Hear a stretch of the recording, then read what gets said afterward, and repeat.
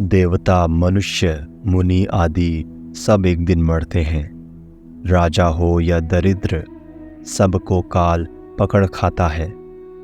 भीम की हाँक देने पर 3 लोक के लोग डरते थे। पलटू साहेब कहते हैं कि भीम के समान योद्धा भी धूल में मिल जाते हैं। संसार के लोग कांच की चमक दमक को हीरा मानकर भूले हैं। शरीर के बनने में 10 महीने लगे, परंतु मौत ने उसे पलक मारते उजाड़ फेंका। उसके लिए रोने वाले अपने मोह जनित पीड़ा से रोते हैं। पलटू साहेब कहते हैं कि सभी स्वजन तो उसे घेर कर खड़े थे, किंतु वो किस रास्ते से निकल गया कोई बता नहीं पाया। शरीर रूपी कच्चा महल उठाया गया है। सभी शरीर कच्चे भवन हैं। ध्यान दो, इस 10 दरवाजे के भवन शरीर में रहकर देखने जानने वाला कौन है? ये चेतनात्मा है जो अविनाशी है। शरीर भवन की प्रजा इंद्रियां हैं, वे भी कच्ची हैं। यहाँ तक कि सभी समय अनात्म पदार्थ कच्चे हैं। पलटू साहेब कहते हैं कि जब शरीर का सरदार चेतनात्मा निकल जाता है, तब शरीर शहर सूना हो जाता है। जन समूह का बादशाह, जिनका देश में ऐश्वर्य और प्रताप है, मनुष्यों पर जिनका शासन है और लोग जिनके सामने हाथ जोड़कर खड़े रहते हैं, वे शरीर में सुगंधित तेल लगाते हैं और बेल बूटे से शोभायमान पगड़ी बांधते हैं।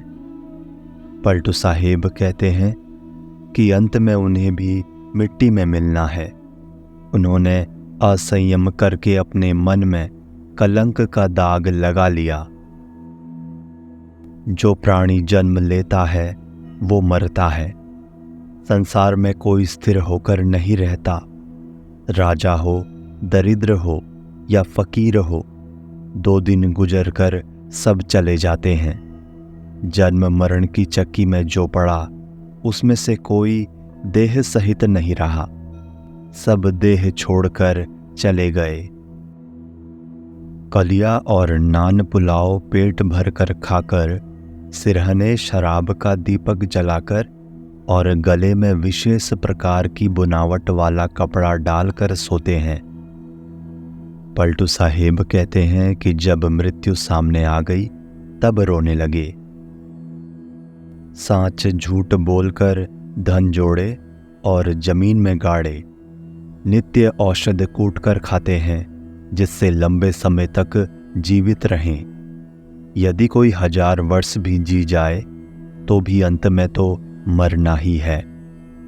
पलटू साहेब कहते हैं कि शरीर भी साथ चलने वाला नहीं है, तब अन्य वस्तुएं रखकर क्या करेगा? यदि तुम्हें आत्म साक्षात्कार की चाह है, तो कर्मकांड, बाहर से परमात्मा पाने का भ्रम और दिखावा छोड़ दो। जब तुम अपनी मनोवृत्ति को स्वरूप ज्ञान परिचायक निर्णय शब्दों में लगाओगे, पलटू साहेब कहते हैं कि तब वाचिक आत्मज्ञान तथा उसके अनुमान से ऊपर उठकर स्वरूप में ही स्थित हो जाओगे। मैं सद्गुरु का दरबार नहीं छोड़ूंगा। उनके नाम पर अपनी जान देने के लिए तैयार रहूंगा। रात दिन गुरु का गुणानुवाद करूंगा। उनके द्वार से हटाने पर भी नहीं हटूंगा। मेरे प्राण भले चले जाएं, परंतु सद्गुरु के चरणों में अपना जीवन समर्पित कर दूंगा। पलटू साहेब कहते हैं कि हे सद्गुरु, मैं आपका दास कहलाता हूं, फिर अब दूसरा किसका दास कहलाऊंगा? मन को निर्मल तथा सवश करने की साधना का युद्ध बिना तलवार के 8 पहर की मार है। मन को निर्मल तथा सवश करने की साधना का युद्ध बिना तलवार के 8 पहर की मार है। 24 घंटे का घमासान है। ये तेज धार की लड़ाई है। जो इस युद्ध में असावधान हो गया उसको शांति का स्थान नहीं मिलेगा। जो लगनशील साधक योद्धा होगा उसी से मन को जीतने का काम बनेगा। जैसे युद्ध क्षेत्र में लड़ने वाले योद्धा के हाथों में दाग पर दाग पड़ते हैं, वैसे वैराग्य पथ में चलने वाले साधकों के मन में सावधानी पर सावधानी बढ़ती जाती है। कोई शूरवीर साधक संसार का मोह छोड़कर भक्ति करता है। वो आत्मज्ञान की तलवार लेकर मन से झकझोर लड़ता है। भक्ति का भय रखकर कि वो छूट न जाए, युद्ध क्षेत्र में अड़ा रहता है। पलटू साहेब कहते हैं कि आत्मस्थिति में वो ठहर नहीं सकता जो असत अनात्म पदार्थों का मोही है। हे सुख चाहने वाले, जीवन में फूंक फूंक कर पैर रखो। गलत काम न करो और कुसंगति न करो। कुसंग करने से भजन में भंग होगा। कुसंग से बचकर चिंता रहित रहो। यदि तुम त्याग मार्ग से चलोगे तो तुम्हारा कोई फेंटा नहीं पकड़ सकता, तुम्हें कोई गिरा नहीं सकता। पलटू साहेब कहते हैं कि यदि माया संग्रह किया जाता है तो ये भक्ति एवं साधना में दाग लगाना है। विशेष संग्रह सेवा के लिए हो, केवल संग्रह और सेवा ना करना पाप बटोरना है। ये संसार स्वप्नवत है किंतु अज्ञानवश यथार्थ लगता है। इसी धोखे में कल्याणदायी मनुष्य तन पाकर भी भोग के जुआबाजी में जीवन को हार चले। पलटू साहेब कहते हैं कि देखने में तो सोना लगता है परंतु सारा संसार कांच है। जीवन झूठा है, मरना सच्चा है।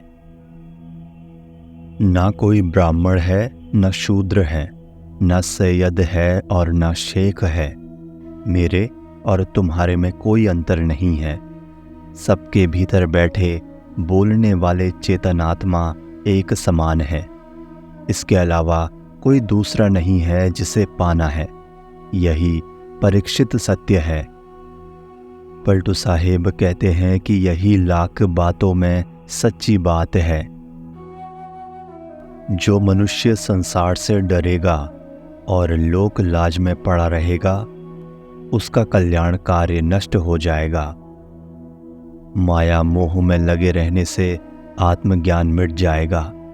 चाहते तो है योग वैराग्य, परंतु विषयों का भोग विलास नहीं छोड़ते।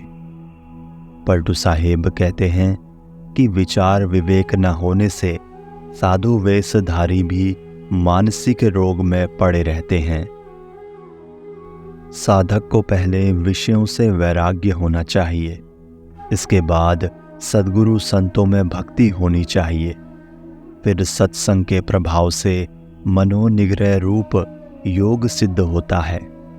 मन एकाग्र होने से आत्मज्ञान का साक्षात्कार होता है। पलटू साहेब कहते हैं कि हे साधक, मन को ठोक ठोक कर उसे मोह माया से ऊपर उठा ले। काम, क्रोध, नींद, भूख, लोभ, मोह, दुख और सुख को वश में कर लिया, परंतु मन पल मात्र में 1000 कोस भाग जाता है।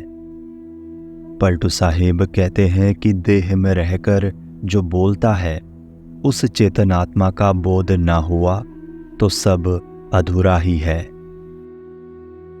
मन पृथ्वी के चारों कोने नाप आता है, समुद्र को उलीचता है, पर्वत को तौलता है और फिर समुद्र की बूंद को गिनता है। सारा संसार मन से हार गया है, इसमें केवल समझ का फेर है। पलटू साहेब कहते हैं कि वो पकड़ में नहीं आता है जो 40 शेर का है, वो है मन। विशेष जब ये समझ लिया जाता है कि मन मैं नहीं हूँ, मन आभास मात्र है, इसके साथ सब भोग और स्वामित्व की इच्छा समाप्त हो जाती है। तब मन मर जाता है, शांत हो जाता है। भोग और स्वामित्व की चाह रूपी माया कलवारिनी ने जगत के लोगों को पागल बना दिया है। शराब बेचने वाला लोगों से पैसे लेकर विष देता और शराब पिलाता है। शराब पीकर एक आदमी धूल में पड़ा लौटता है और दूसरा उसी के सामने तेज शराब पीने को मांगता है। पलटू साहेब कहते हैं कि ये शराब की लत व्यसन नहीं, भूत है और दौड़कर पीने वाले को धर दबोचती है। यही दशा संपत्ति और स्वामित्व के मोही की भी होती है। लोभ मोह को त्याग दिया, जगत भोगों की आशा छोड़ दी, काम क्रोध को त्याग दिया, भूख प्यास पर पूरा संयम कर लिया। नंगा होकर वन वन घूमते हैं, परंतु ये सारे त्याग व्यर्थ हो गए जब मन में मान बढ़ाई का रोग लगा है। हरि और हरि नाम जो हीरा है उसे लोग त्याग देते हैं, और सिद्ध बनने का ढोंग जो कांच है उसको लेते हैं। चमत्कार लगने वाली बातों को देखकर मूर्ख समाज ललचाता है और वहां फंसता है। पलटू साहेब कहते हैं कि इस छल कपट के जाल का संतों में अभाव होता है। विशेष आत्मा हरि है, किंतु लोग उसके प्रति उदास रहते हैं। सिद्ध चमत्कारी बाबा ये धर्म के नाम पर छल कपट करने वाले बदमाश होते हैं, किंतु इनके जाल में लोग लौकिक लाभ के झांसे में फंसते हैं। ये सिद्ध कहलाने वाले धूर्त दे कुछ नहीं सकते, किंतु इनके बहकाव में अशिक्षित से अधिक शिक्षित मूर्ख फंसते हैं। विवेकवान संत इसका विरोध करते हैं। आध्यात्मिक ऊंचाई पर चढ़ा हुआ साधक कारण कार्य व्यवस्था के विरुद्ध काम कर सकता है। ये घोर अंधविश्वास है। आध्यात्मिक ऊंचाई का अर्थ है पूर्ण शांत हो जाना, ना कि आकाश में उड़ना जो असंभव है। संसार के लोग लोभ मोह के बीच में पड़े हैं। काम क्रोध और पुत्र पुत्री का मोह नरक का भोग है। संसारी मनुष्य दौड़ दौड़ कर विषय रूपी विष पीते हैं, परंतु उसे वे अमृत मानते हैं।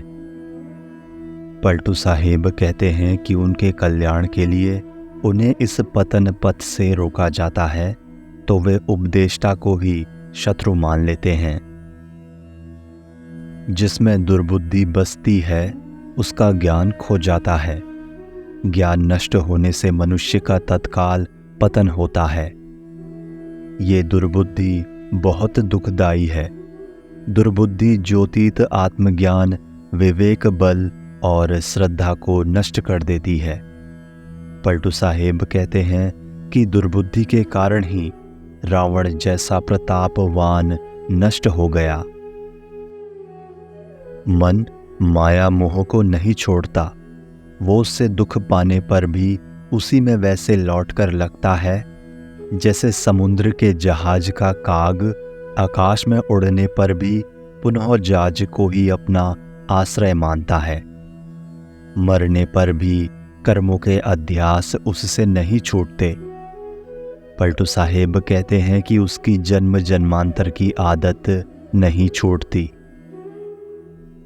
मनुष्यों में बातों को लेकर वैर हो जाता है, फिर आपस में कटु वचनों की तलवार चलती है। दोनों विरोधी दल जोर देकर बात बात की मार करते हैं। विवेक से देखने पर लगता है कि हमारे लिए कोई कुछ भी कह डाले, उसमें ना हमारा लाभ है ना हानि है। पलटू साहेब कहते हैं कि संत ही कटु वचन की चोट सहते हैं। एक दो नहीं, किंतु पूरे संसार के लोग ही भूले हैं।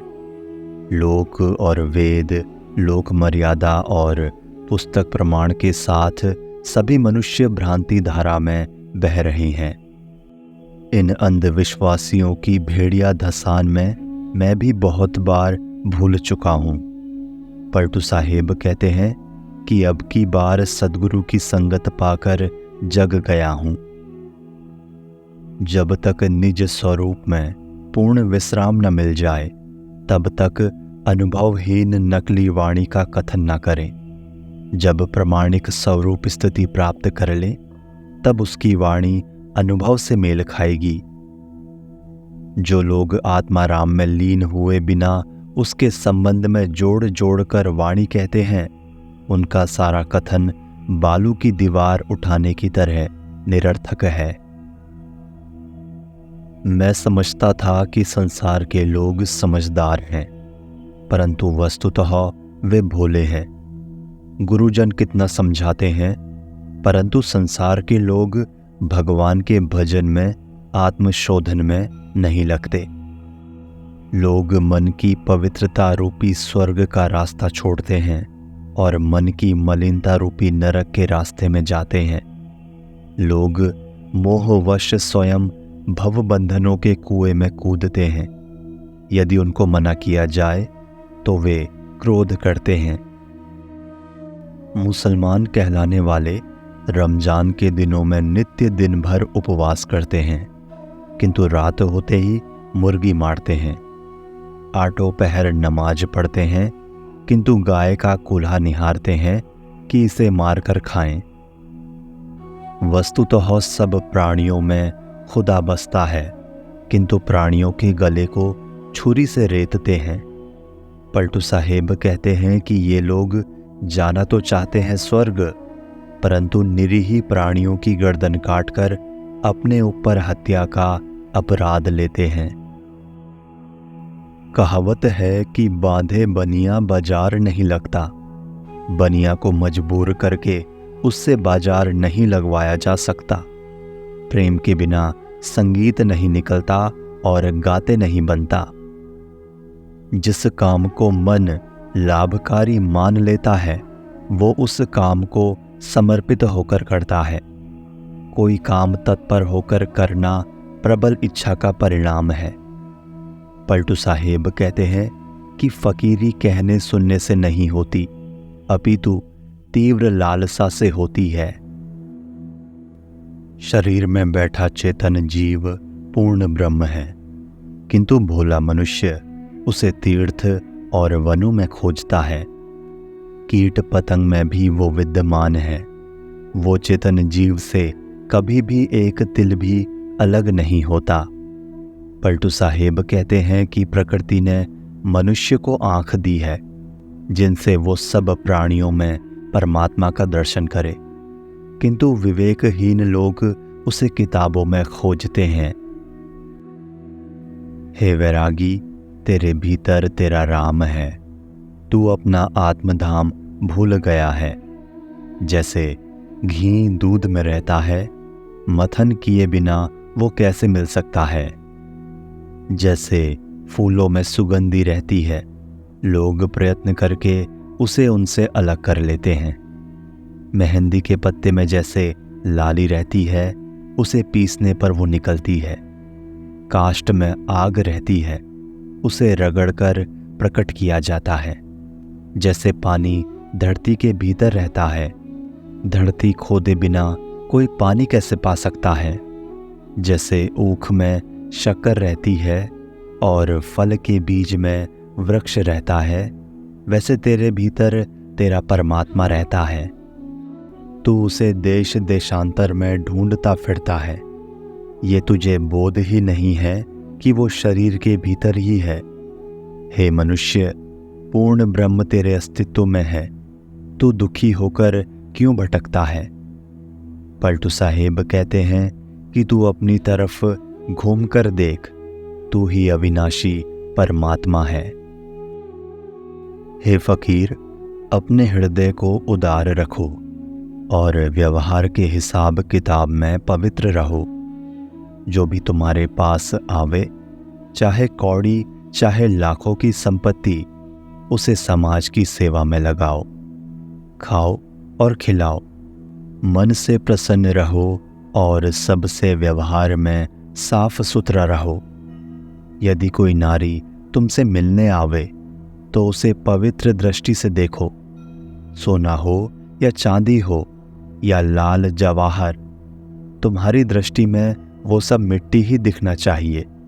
माया को गंदी वस्तु ही समझो और उसे देखकर अपनी नाक मूंद लो। माया के मोह से दूर रहो। माया की चीज जब आवे तब उसे समाज की सेवा में लगाओ। इसमें थोड़ी भी ढिलाई न करो। पलटू साहेब कहते हैं कि मैं बारंबार पुकार कर सबसे कहता हूं कि संत और चकोर के लिए संग्रह करना कल्याणकारी नहीं है। यदि वे संग्रह करेंगे तो मरेंगे। संतों की संगत में परम आनंद और स्थिर सुख मिलता है। जिन संतों की संगति में रहने से आत्मा अनात्मा का ज्ञान होता है और सारा दुख द्वंद मिट जाता है, उन संतों के निकट मन कल्पना रूपी काल नहीं आता और उनका वासना बंधन टूट जाता है। फलों की सुगंध पाकर तेल सुगंधदार प्रशंसनीय हो जाता है, उसको सब रुचि से ग्रहण करते हैं। पारस के स्पर्श से लोहा सोना हो जाता है। इसी प्रकार विवेकवान संतों की संगत पाकर सत्पात्र साधक की सारी दुर्बुद्धि दूर हो जाती है। पलटू साहेब कहते हैं कि हे मंद बुद्धि मनुष्य, मैं निवेदन करता हूं तू आज भी सावधान हो जा। जैसे हलवाई खांड को पकाकर उसे उत्तम कंद बना देता है, वैसे संत तुझे शोध कर शुद्ध बना देंगे। अतएव उनकी संगत कर।